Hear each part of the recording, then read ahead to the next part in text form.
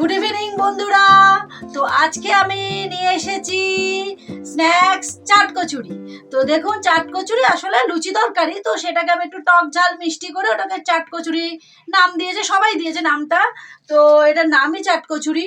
তো দেখুন, চাট কচুরি করতে গেলে কি কি লাগছে আসুন না দেখাই। এই যে চাট কচুরি বানাতে লাগছে, এই দেখুন আটা। তো আটা তো আমি মেখে রেখেছি, মেখে দেখুন আমি ছোট ছোট করে বেলে রেখেছি। তো এটা আর এই বাটিটা রেখেছি, এটা দিয়ে আমি শেপ দেবো আসলে, ওই জন্য রেখেছি। তো আপনারা ময়দাতেও করতে পারেন, আমি আটাতে করছি। আর এটা পুর দেওয়ার জন্য কি কি লাগছে তো দেখুন, আমি দেখিয়ে দিচ্ছি। এখানে দেখুন কর্ন রাখা আছে, এটা আমি বয়েল করে রেখেছি, কড়াইশুঁটিটাও বয়েল করে রেখেছি। লাগছে ঝুড়ি ভাজা, আর এখানে ধনে পাতা, লঙ্কা কুচি রেখেছি, এখানে চাট মশলা, দই, আর এটা হচ্ছে নুন।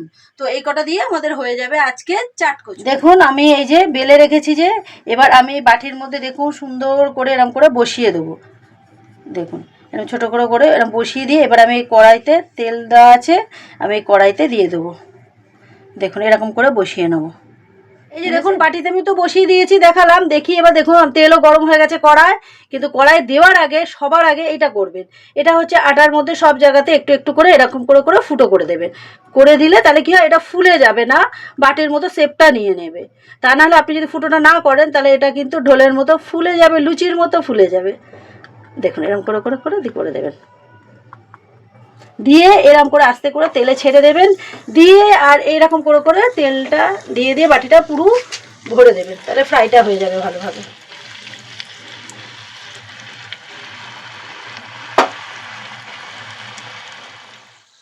এই যে দেখুন ফ্রাই হয়ে গেছে। এই দেখুন বাটি থেকে এবার সহজেই এগুলো আস্তে আস্তে আপনার বাটি থেকে খুলে যাবে, কোনো অসুবিধা নেই। এই দেখুন, ঠিক আছে না? আবার এটাও খুলে দিচ্ছি, এবার বাটিগুলো আমি তুলে নেবো। দেখুন বাটি সেফ হয়েছে। এই যে দেখুন, এবার আমি চাট কচুরির মধ্যে ফিলিংটা করব। তিনটে করে রেখেছি, তো একটা আপনাদের করে দুটো আমি দেখাবো। তো প্রথমে আমি দিয়ে দেবো, দেখুন এই যে মটরশুঁটিটা দিয়ে দেবো, দেওয়ার পর আমি বেবিকর্নটা দেব, তারপরে আমি দেব দই,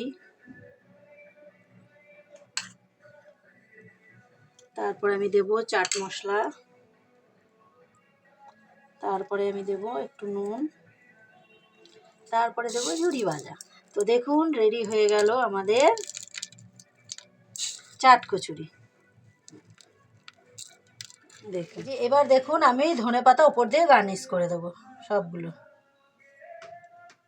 দেখুন বন্ধুরা কেমন সুন্দর হয়েছে দেখতে, যেমন সুন্দর হয়েছে দেখতে, খেতেও বন্ধুরা ভীষণ টেস্ট, ভীষণ ভালো লাগবে।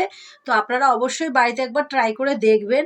আর যদি ভালো লাগে আমার সোমা কিচেন চ্যানেলটাকে একটা সাবস্ক্রাইব করে দেবেন নেক্সট ভিডিওটার জন্য।